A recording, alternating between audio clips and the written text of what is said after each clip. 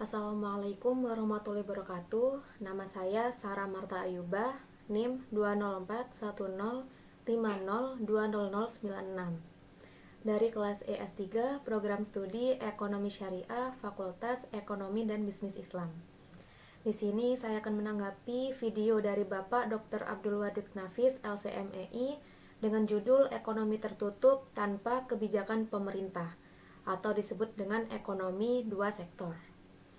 Nah, jadi ekonomi tertutup tanpa kebijakan pemerintah atau yang biasa disebut perekonomian dua sektor merupakan perekonomian yang terdiri dari sektor rumah tangga dan juga sektor perusahaan tanpa adanya campur tangan atau kegiatan dari pemerintah.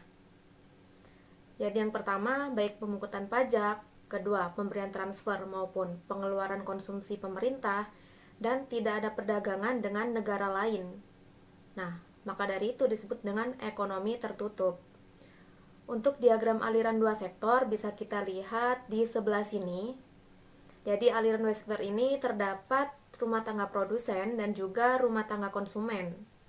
Nah, untuk kita bisa mengetahui aliran pendapatan dalam dua sektor perekonomian, ini ada 4 poin. Nah, 4 poin ini apa saja? Jadi yang pertama, yaitu perusahaan menggunakan faktor-faktor produksi yang dimiliki oleh rumah tangga. Kemudian yang kedua, sebagian besar pendapatan yang diterima rumah tangga akan digunakan untuk konsumsi, yaitu membeli barang dan jasa yang dihasilkan oleh sektor perusahaan. Kemudian yang ketiga, yaitu sisa pendapatan rumah tangga yang tidak dapat digunakan untuk konsumsi akan ditabung dan institusi-institusi keuangan. Nah, yang terakhir atau yang keempat yaitu pengusaha yang ingin melakukan investasi akan meminjam tabungan rumah tangga yang dikumpulkan oleh institusi-institusi keuangan. Selanjutnya kita bisa melihatnya di tabel ini. Nah, di tabel ini di sini hubungan konsumsi dan pendapatan pada pendapatan rumah tangga yaitu sebagai faktor terpenting untuk menentukan tingkat pengeluaran.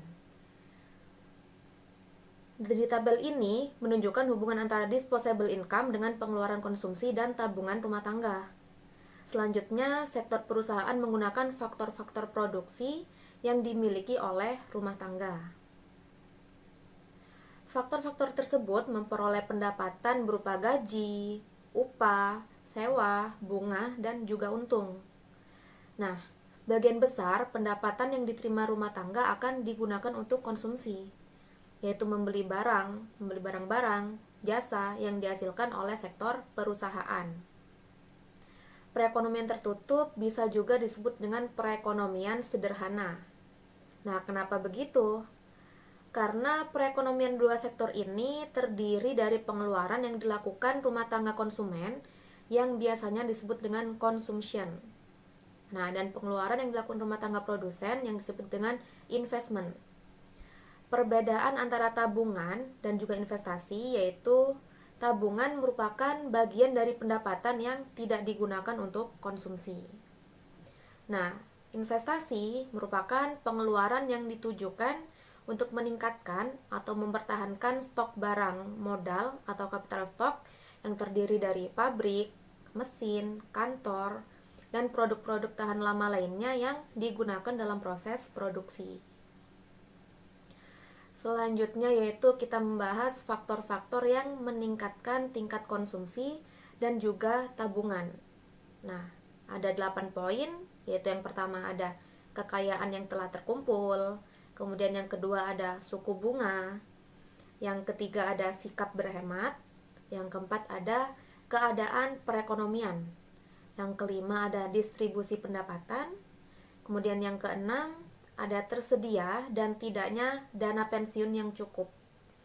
Yang ketujuh gaya hidup, kemudian yang terakhir atau yang kedelapan yaitu demonstration effect. Kemudian selanjutnya investasi di negara-negara penganut ekonomi Islam dipengaruhi oleh 3. Nah, 3 itu yang pertama adanya sanksi terhadap pemegang aset yang kurang atau tidak produktif. Kemudian yang kedua dilarang melakukan bunga untuk berbagai bentuk spekulasi dan segala macam judi. Kemudian yang ketiga yaitu tingkat bunga dalam berbagai pinjaman sama dengan 0. Ya, kurang lebih seperti itu tanggapan video dari saya. Kurang lebihnya saya mohon maaf. Saya akhiri. Wassalamualaikum warahmatullahi wabarakatuh.